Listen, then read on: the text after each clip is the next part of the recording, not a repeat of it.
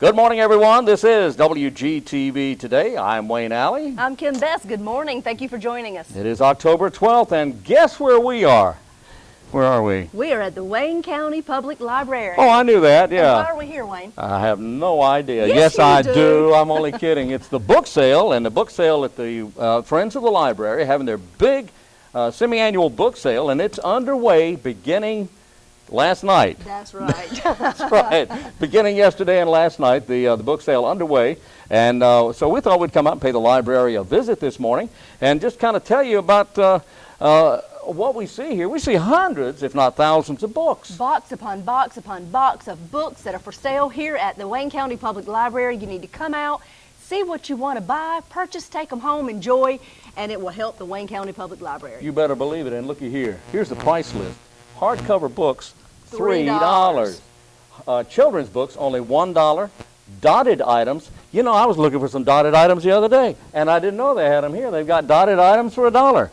What's a dotted item? That means it's on sale. Oh, and they have also paperbacks, only 50 cents, a half a dollar, and audio visuals, $2. And I mean, I saw some good ones. I saw some classics as I was rummaging through some of the boxes. I mean, Cinderella, all the fairy tales you can possibly imagine. They're here in boxes for you to come out and purchase. That's exactly right. Well, it's October 12th, all right. And on today's program, we have several people that you'll want to hear from. And we have, for instance, today, we have a lot of people. And I had my list here just a little while ago, and I can't find it right now. Who do we have? I don't know who we have on the show, but let me tell you some things that are happening in our community today. How about that? Let's see. Today is Friday. That's right. That's and right. we have tonight at the Paramount Theater, we have what we've been telling you about all week long, the dueling piano. Is that tonight? That's tonight at 7 o'clock. Okay. That is Jimmy Aycock and Thomas Vick will be having dueling pianos on the Paramount stage tonight. Wow. You need to go by there, purchase your tickets at the door if you've not gotten them already. And what a festive event that will be, and how creative to have two of our local talents who are phenomenal pianists right here on our local stage dueling one another. You know what? These two guys could go into any venue, any genre of music, and just be extremely popular and successful. And we're very fortunate to have them both right here in Wayne County. They are very talented. If you get a chance to go to this program, please do so. You will enjoy it. That's right. And then, so that's tonight. So we've got a weekend full of events, and tomorrow you can wake up and head out to the Berkeley Mall. They're having the Kids Fest, which is hosted by the Wayne County Health Department. And aisle after aisle in the Berkeley Mall, they have different areas set up where they have services and activities that are just for young children throughout our community, available at the not at the public library, but at the Berkeley Mall. That's right. And like I said, it's hosted by the health department. We have many things going on there that day. Everything is free. That's right. And parents can go out and learn about all the services throughout our community that are free to parents of young children. Yep. That's exactly at 10 o'clock tomorrow, and it'll last until 2 p.m. Everything is free. The fire trucks will be out front for you to come and check them out and see what those ladders will do and all those sirens and bells and whistles. So lots to do this weekend, and we'll tell you more later. All right. All right. Today, October 12th, it is a Friday morning. I'm so happy to hear that. Friday morning. Today is actually Columbus Day, the original Columbus Day. Of course, that's celebrated in the U.S. on a Monday. So anyway, October 12th is historically and traditionally Columbus Day. So happy Columbus Day. You know, his first name was actually Colombo. Was it? Why'd they change it to Columbus? No, his name was Cristoforo Colombo. Well, they Americanized it, you know. And then they named him after a city in Ohio. Of course we did. Yeah. Today is also National Doodlebug Day. You know, there may be doodlebugs available at Berkeley Mall for Kids Fest.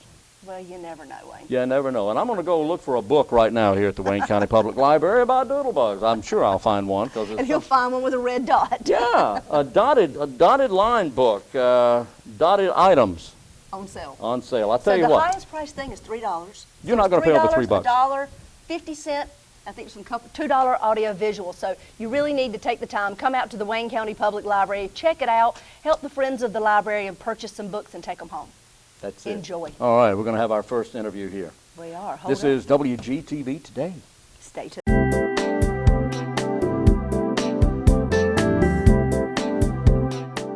Today we're talking with Sue Guy, who is the Human Resources Director for the County of Wayne County Government. Sue, it's great to see you. It's great to be here. Thank you. Always a pleasure to have you come into the studio. I want to talk about, well, we could talk about so many things, but today we want to talk about wellness, particularly why that's so important. Now, Wayne County has several employees, hundreds and hundreds of employees. Why is that important, staying staying healthy?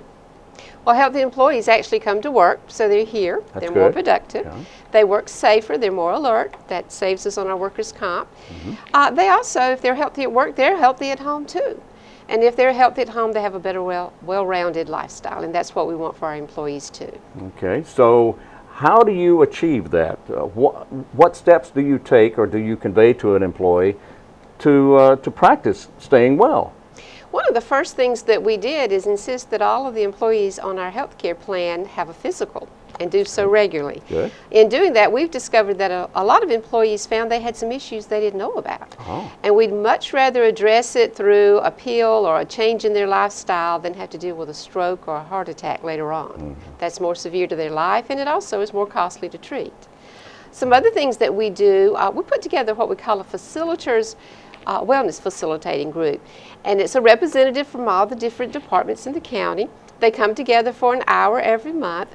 We started out with a budget of nothing, so it was very low cost. That's and we good. talked about what are the kinds of things our employees are talking about in their departments that we could support in helping them to make healthy lifestyle choices. And we put together bowling, softball, Zumba classes, things that'll help them to get up and move around to support their need for exercise. We've invited folks from the community to come in and give discussions on diabetes, nutrition. We have decided in our healthcare program to give 5 free visits with a nutritionist at no cost to the employee to help them make some changes in what their diet might need to be. Excellent. So those are some of the things we started out with. What are some of the areas that are of most concern when you're talking about wellness? I know being overweight's got to be one of them. It Weight. is. It is. Our insurance company, we're self-insured, but we use Blue Cross Blue Shield of North Carolina as our third-party administrator.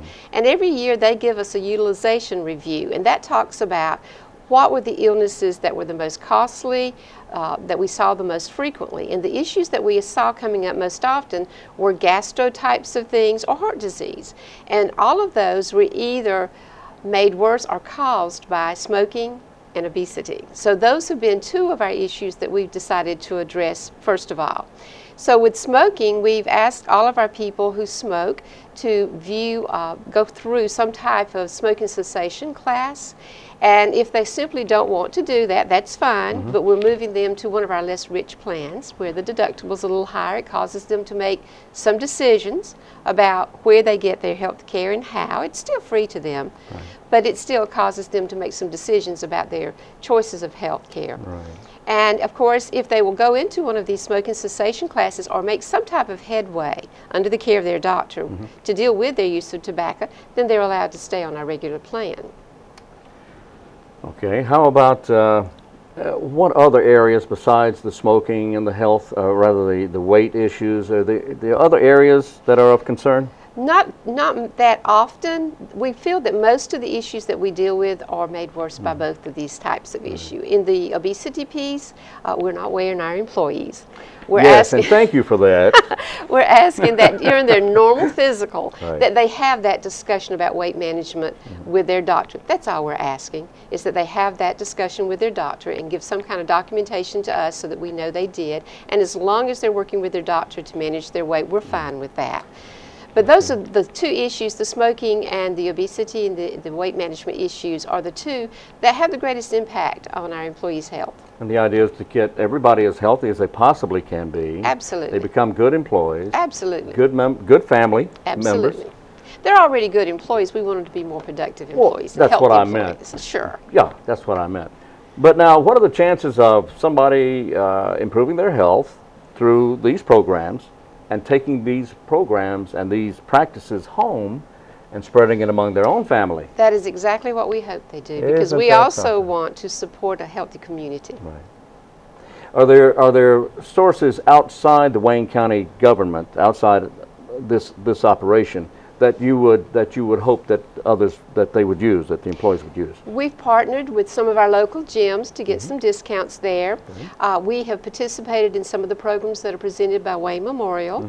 We participated in some programs through Wayne Community College. Blue Cross Blue Shield has given us a lot of online programs, and they've actually sent people out to meet with our groups. So we have a lot of areas that we pull from. All right. In closing, how would you like us to end the program? Any final thoughts? Just that we want our people to be as healthy as they can, make healthy lifestyle changes. They can be just 1 or 2 changes all along, but if they're heading toward that goal of healthy life, that's what we're looking for. Very good. And if anyone has any questions, they can call you. Absolutely. Call your office. That's And correct. What is that number, Sue? It's 919-705-6595. 705-6595. Sue Guy, Director of Human Resources for the County of Wayne, has been our guest today. I'm Wayne Alley for WGTV.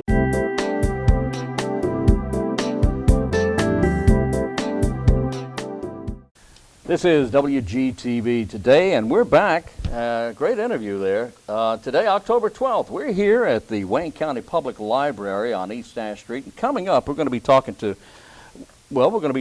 to Melissa Sheldon. We are. She is the Public Relations Coordinator here for the Wayne County Public Library. That's right. And also, we're going to be talking to Randy SAULS here in just a few minutes as well. Right. He's on the board here for the Friends of the Library. That's right. They're going to tell us why they're having this book sale, some details about it, and what all the library has exciting new things coming up. That is exactly right. And then later on in the program, I'm very excited that Strickland, Jessica Strickland of the Cooperative Extension Service, is going to be with us. She is. And today we're going to be talking about the exciting world of nutgrass. Wow! Woohoo!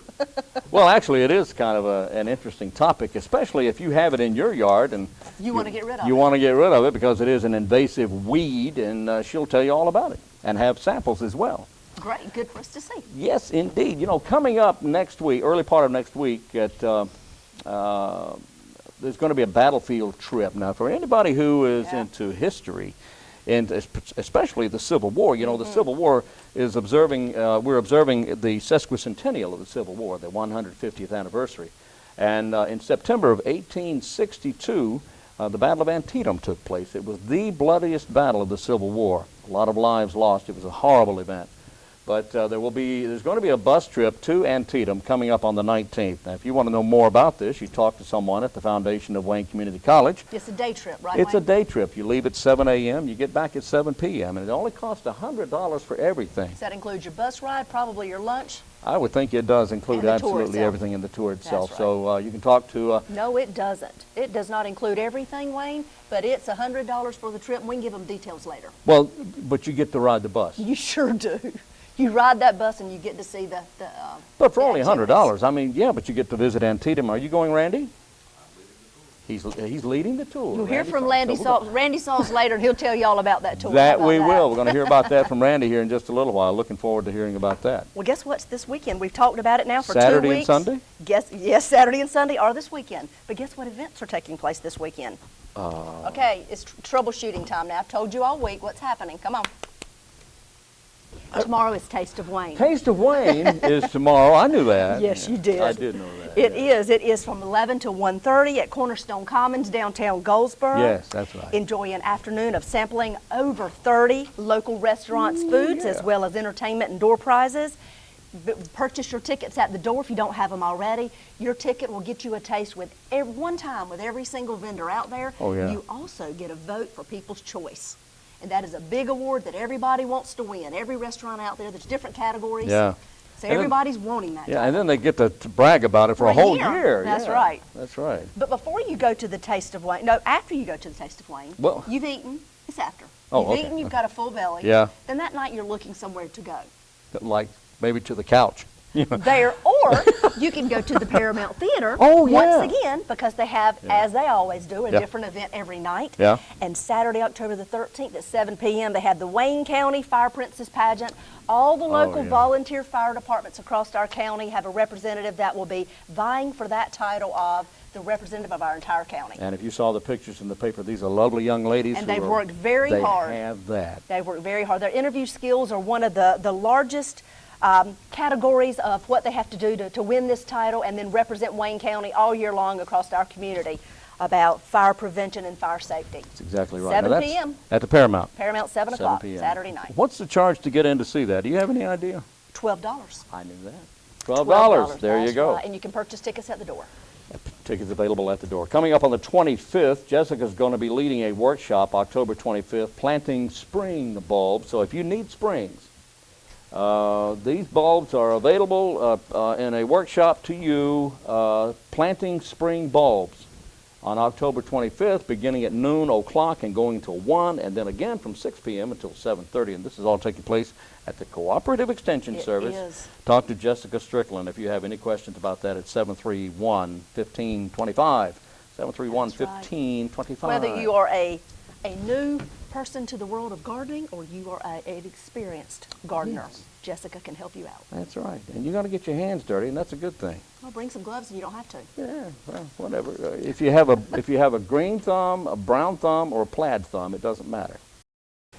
All right, we're going to go to our interviews now. First of all, who are we talking to? We're talking with Randy SAULS. He's on the board of the Friends of the Library, and he is going to be telling us details about why the Friends of the Library have this book sale and what the profits go towards, and give us some information about other things that are happening throughout the public library. We're also going to talk with Melissa. She's the public relations coordinator here at the library, and she's going to give us some details. They have some new programs coming up for young children, older children, and she's going to give us some details on that. That's right. That's Melissa Sheldon. That's right. And we're going to be talking to her and Randy SAULS in just a moment on WGTV Today. That's right.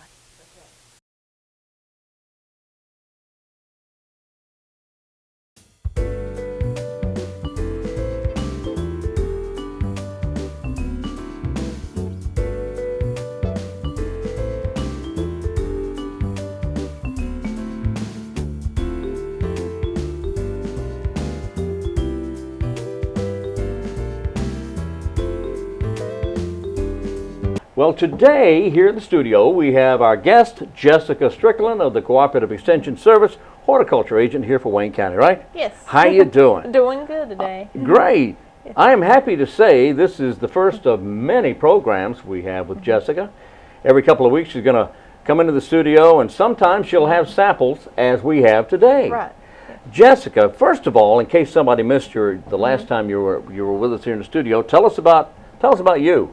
Well, I'm the horticulture agent at the Cooperative Extension Service, Right. and so gardening questions, landscape questions, vegetable garden type things, we help provide educational information about those things, and my focus is, of course, on plants and horticulture. All right. And so pests, there's all kinds of things that deal with and handle. But you mentioned pests, but you can't do anything about brothers-in-law, can you? No. Okay, well then never mind about that. Nothing there. Okay, so anyway, what we have here with us, you brought in a sample of something called nutgrass. I did. Most people What are in the familiar with world? nutgrass. And with nutgrass, a lot of people call it a grass, and it's really not a grass. It is a sedge. And how you know it is a sedge is if you look at the leaves, you've got a little ridge in there, more like a V shape. You have a ridge. Within that little leaf there. And if you had a real grass, you know, like for example in your lawn, you could roll it around, it's hollow inside. This is not hollow inside like a grass blade would be. Okay. So it's actually in its own kind of group of plants called the sedges. Sedges. Sedges. Like, how do you spell that? S-E-D-G-E. Just, okay. S-E-D-G-E. And most people know this weed as being a very pesky weed, and it's not easy to control. Yeah. It's not a one-time solution, and it's gone forever. It's tough to control and takes a lot of management to control it. But we find it in lawns and vegetable gardens and landscape everywhere. It can show up in a lot of different places. So it's got, is it like peanuts on the bottom here? You've got these little, they call them little nutlets, and this is, when you pull it up, this is one of the problems. If you pull it from the ground, kind of like why I dug these up a little bit, these end up staying behind and produce a new plant, and that makes it very difficult to control it because you leave that behind and you think you got the plant, but this will come back later. And the other way it multiplies is with these rhizomes, where you see these here, and these underground stems that move and they just reroot and start another plant. So they're pretty invasive? They really are, and like I said, it takes a lot of work. Most people know how to control it by using a herbicide called Image. Image is a popular one that you see in a lot of places that's used and advertised for controlling nutgrass or nut sedge, whichever way you call it. And an Image has fair control, but a lot of times this gets started by being brought in either within your sod, if you're sodding your lawn, or on equipment, soil, topsoil. Sometimes these little nutlets you don't see get in there and get started. So you have to be careful with what you bring in, that you know it's a good source and dependable. So if you see something like this growing in your garden, is it primarily in your garden, or can it go in anywhere? Anywhere? Yeah, people say they have it in their lawns. This was out of my vegetable garden where we were weeding, and it just keeps coming back up, and always pulling it up or trying to dig it up. Okay. We had some at the Wayne Center, and some of the master gardeners tried kind of a different approach to get rid of these little nutlets, because if you pull it up, the nutlets left behind. They actually dug up some of the soil and they sifted it through a screen. And since it was a small area, they were able to do that and just physically remove these nutlets. And it did reduce the number. It still came back up some, but not in the mass that it did the first few times around. So it cut down the number some. What is the active ingredient? Do you have any idea for the product Image? What is that? For Image, it's a mesoquin. Oh, really? Yes. So a long name. Okay. But if you look, most bottles, it'll say Image, and it says to control nut sedge. Okay, we'll just stick with Image. Right. And the reason you need to know that it's a sedge and not a grass is your herbicides for grasses don't work for sedges. So that's why Image is, a little different in that it works for sedges. So then a Roundup would not work on this? You could use Roundup like in your vegetable garden, as long as you don't get it on your vegetables. That could work and kind of spot treat in places. Most herbicides, there's not really one that'll just eliminate it and it's gone forever. Right. They'll all kind of cut back, reduce it some, but it's one of those you've got to do a lot of work with it. I've heard people say they just go through their yard, and as they see it, they pick it, and eventually you kind of starve these little nutlets because they have to have the green one day to get some nutrition, some sunlight back into it, the roots. So if you continue to cut these down, it'll eventually... It's a lot of work, but it should, help reduce it. But it's one that you got to, routinely work on, and it's not one that unfortunately disappears. Well, it's like anything overnight. else that has rhizomes or some other sort of root structure. It gets a lot of its strength and its food from the green part, and if you keep the green part cut off, then it will eventually die. Eventually. Yeah, and it's one of those, if you spray or eliminate and think you have it gone, and wait a while and don't pay attention, it shows back up and it's right back where you're at. So it's a pesky pest. You really have to stay on top of it to control it. Okay, very good. Well, that's nutgrass or nut sedge or sedge nut or sedge. Or nut. Okay.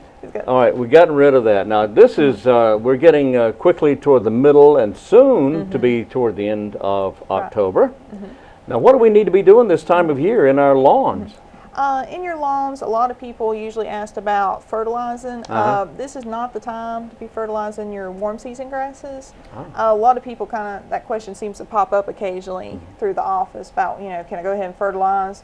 But with a warm season grass, they're actively growing during the warm weather, during the summer, and that's when you fertilize, is when it's actively growing. So we're talking about Bermuda grass, centipede, centipede, St. Augustine grass, zoysia grass. Those are your four warm season grasses. All right. So those, don't fertilize them. Some people asked about winter weeds, and a lot of people apply atrazine to go ahead and control the winter weeds before they ever show up. Now would be the time to start putting that out. It's called a pre-emergent application because you're putting it before you ever see the weeds show up. So now's the time to put the pre-emergent down. Yes. What's our window on that? When is it too late to put it down? Usually, I think getting into November is probably getting a little too late. Usually late September through October is a good time that you can apply that. So now until the end of the month, put your pre-emergent out for weed control. Right, for the winter. And for the winter. And the pre-emergent takes care of the spring weeds? Mostly your winter weeds and some of your early spring weeds that sprout in the spring. Okay. Yes. Or late winter. Right. Okay. Yes. Henbit's one. Oh, henbit. Yeah, that's a winter weed that if you could spray now, it'll help produce it. Wild onion is another one that pops Which up. is not really an onion, is it? No, it's a garlic. yeah. Okay. Yep. Who knew?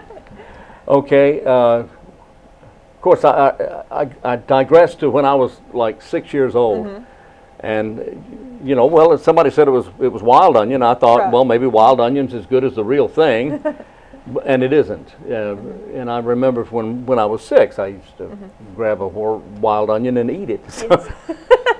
Well, I was 6. What do you want? But anyway. Well, that's one weed control. That's weed control. Eat that rascal.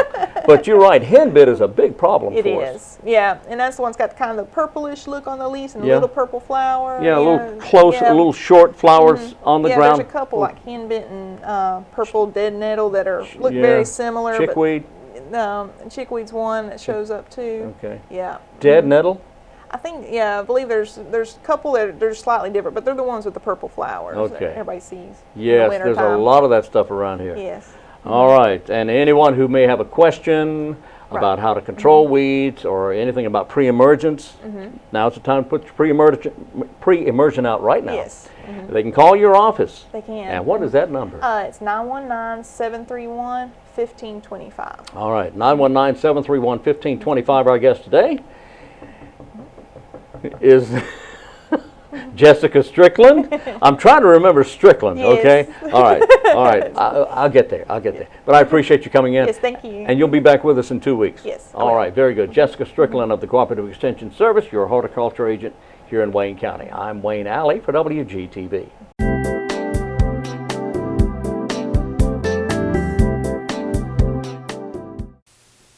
One of our guests today at the Wayne County Public Library is Randy SAULS, and Randy is, among many things, a member of the board of the Friends of the Library. Randy, I appreciate you being with us. It's my pleasure. Happy to be here. Tell us about the Friends of the Library. What is that organization? The Friends of the Library is a nonprofit group that was put together many, many years ago for the purpose of sort of supplementing the resources here at the library. The library obviously receives public funding, but there's some things that can only be done by private groups, and one of the things that we try to do, for instance, is what we're all about today, and that's the semi-annual book sale. We do this twice a year, once in the spring, and once again in the fall, typically somewhere around Halloween, as it is this year. And we essentially collect books during the year. They're donations for the most part, and then we sell those off a couple of times a year so that we can basically help out the library.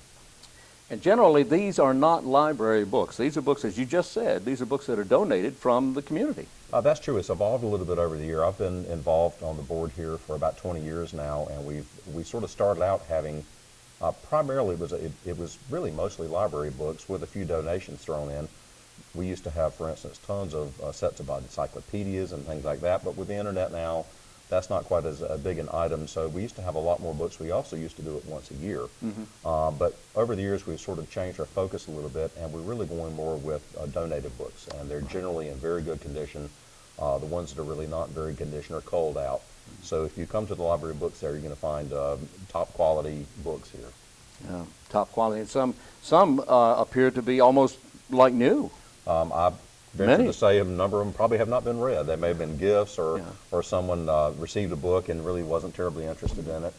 They've donated to the library, and here's the public's chance to come and pick up some very, very nice books here. So again, the money that's raised through the sale of these books goes to the foundation. It does. And from there, the money is used to what?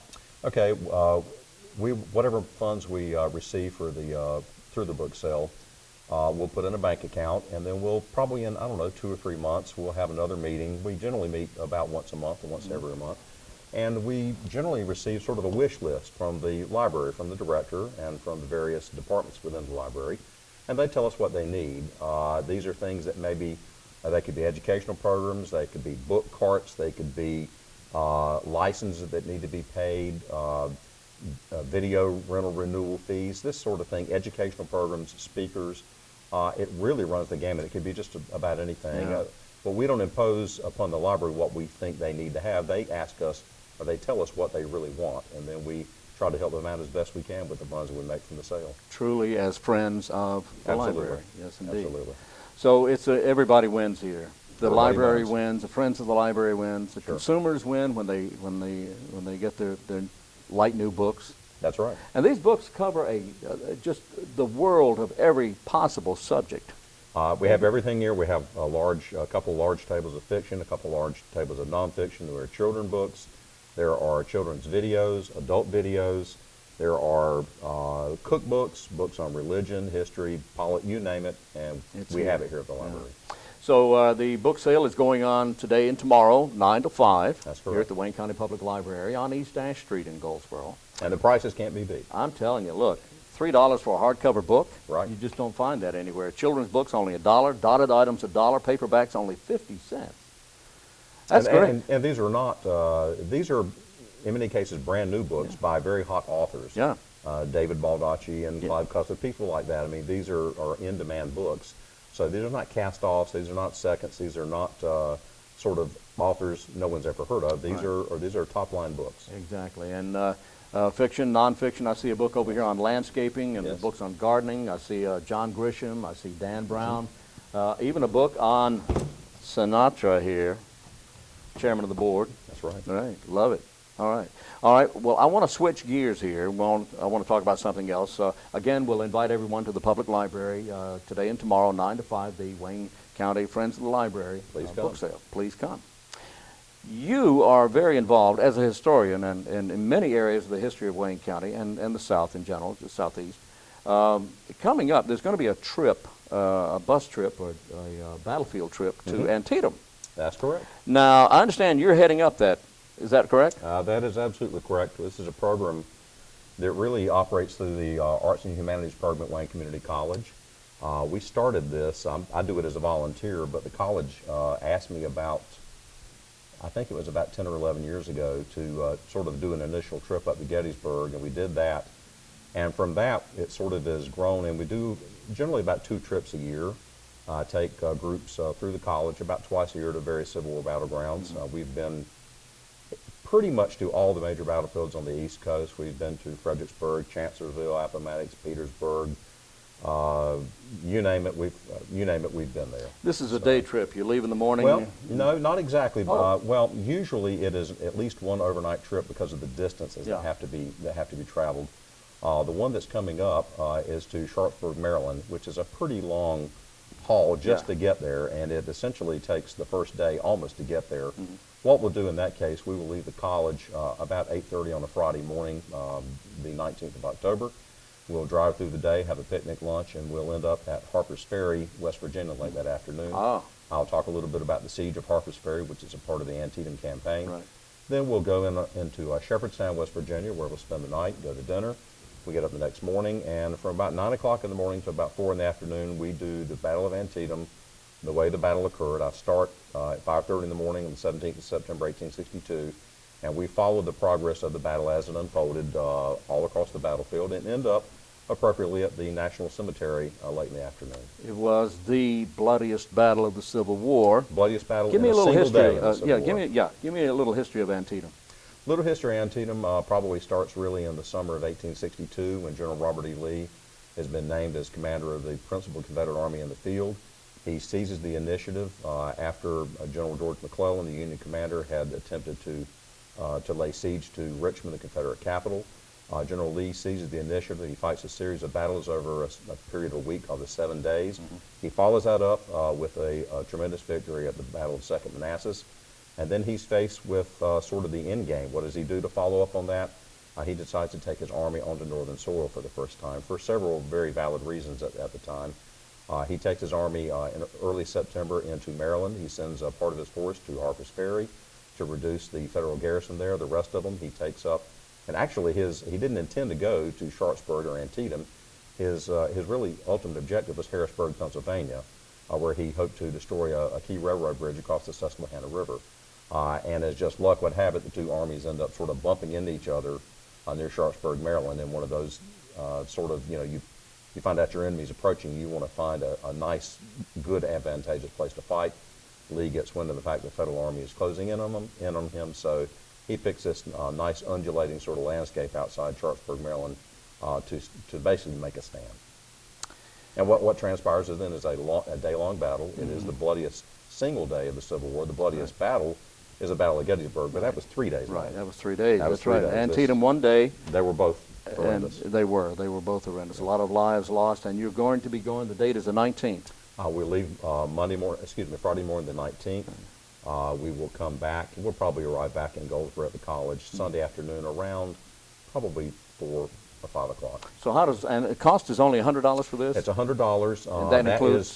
That includes 2 picnic lunches, transportation there and back, and then your meals for dinner and your hotel are on your own. On you, okay. Right.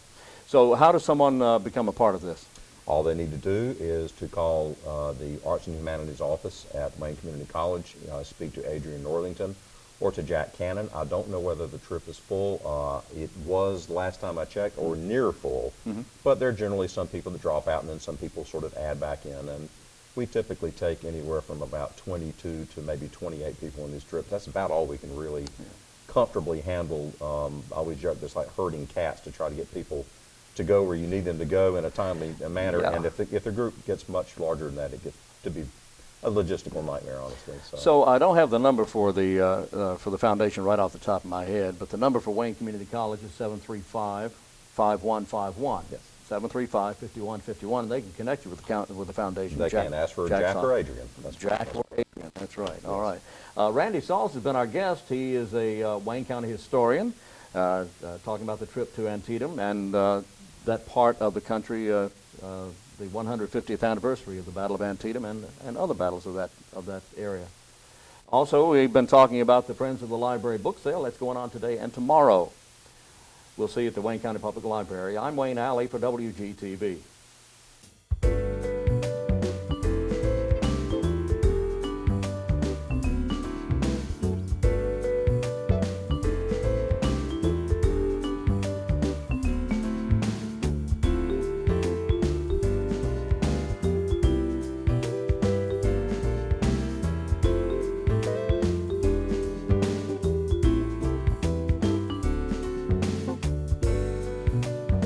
Our guest is Melissa Sheldon, and Melissa's the PR representative or PR Coordinator of the Wayne County Public Library, and I'm so glad you're here.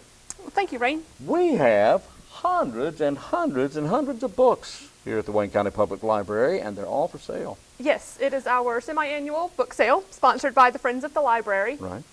The Friends do this book sale every spring and every fall, normally in April and October. They sell books. Most of them have been donated to the library. Right. These are not library books. They are not library books. No, these are books, as you say, that have been donated to the library. Yes, they have been donated, and the Friends of the Library sell them for very, very unbelievably low prices. Yes, indeed. Hardcover books are $3. Right, Paperback books are $1. right. 50 no, cents. 50 cents. You're right. You're right. Paperback books are 50 cents. Paperback, You know 50. better than me. Well, I'm Children's looking- books are I'm looking $1. at the list here, see. Oh, you That's have a right. cheat sheet. I do, but children's Okay. books are $1, Children's you're right. books are $1, yes.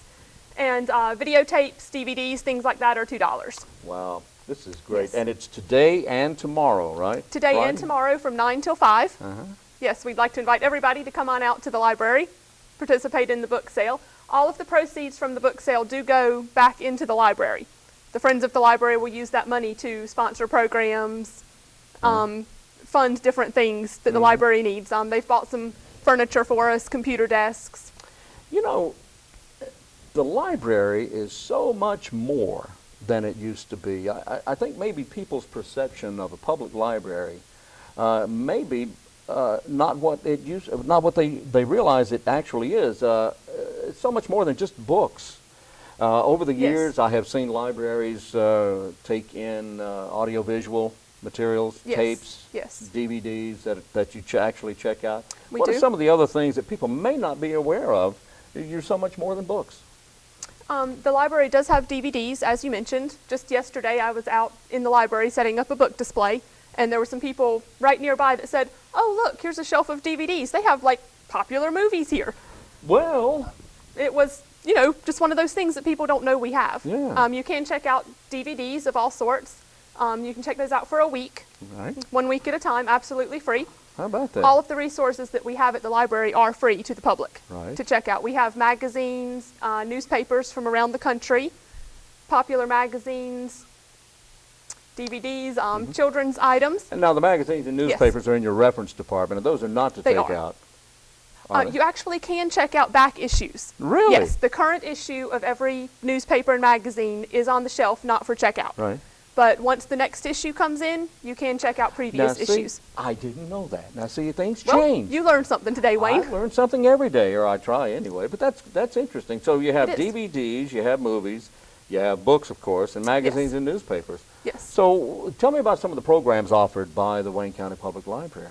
I know you have a lot of children's programs. Okay. We do have a lot of children's programs. Those are our main programs that bring people into the library. We have 4 story times every week that we do, and we also have a Saturday story time that we do on the 2nd and 4th Saturday of every month. But now the story time this week is not going to be held because of the book sale.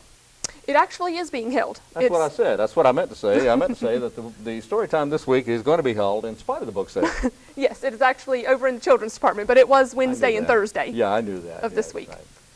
And So we will so something was canceled because of the book sale, was it not? I do not know of anything that was canceled. I was just checking. I just wanted to make sure nothing I was don't. canceled because of the book sale.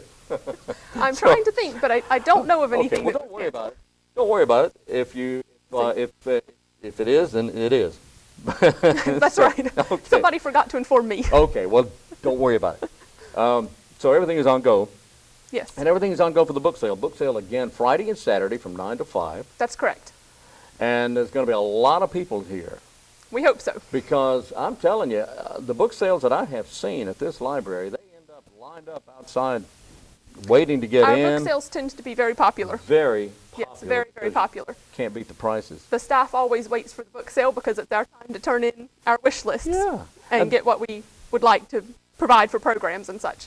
And if you're new to the Wayne County area, first of all, welcome to Wayne County, but be aware that this is the main library on East Ash Street, Yes. but there are satellite branches as well around Mount Olive, There are. Steel Mount Library. Olive, Pikeville, and Fremont also each have a branch library. There you go. Well, Melissa, I appreciate your speaking with us. Now, if someone wants to know more about the Wayne County Public Library, you have a website. We do. Our website is www.wcpl.org. WCPL.org. That's Wayne correct. County Public Library. Yes. WCPL. That's correct. .org. .org. All right. Yes. And a phone number if they happen not to be on the computer. The phone number is 919-735-1824. There you go. And here with a lot of information for us today is Melissa Sheldon of the Wayne County Public Library, Public Relations Coordinator. That's Melissa, correct. thank you so much. Thank you very much, Wayne. Very good. I'm Wayne Alley for WGTV.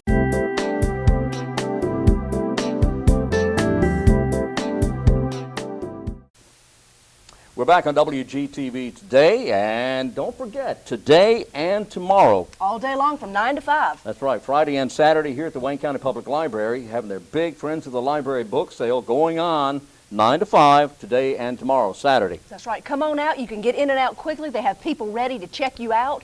There are books, there are videotapes, there's all kinds of things you can imagine. The most expensive thing here is $3. These are books you buy and take home with you. You don't check these out of the library and then That's bring them right. back. These are your books. Hardcovers only $3. Children's books only $1. Dotted items $1. Paperbacks 50 cents, and And I mean, audio-visual supplies These only books $2. are in great condition. We've got a few of them up here on up here with us on the table, and you Yeah. can see that. I mean, these are fantastic books. I mean, the list goes on, and Yeah. we've just gotten just 4 or 5 up here on the table. Look at that, Dan Brown. Huh? Dan But Brown. anything you can imagine, we've got great quality books here at the public library and want you to come out. All proceeds go to benefit the Friends of the Library. We appreciate your support and your help. Come on out all day long, Friday and Saturday. Grimm's Fairy Tales. Huh? Huh? Huh? Okay. You can't beat it. You can't Outlaw beat it. Mountain. Huh? Huh? Okay. J.A. Jance. Lots of good authors.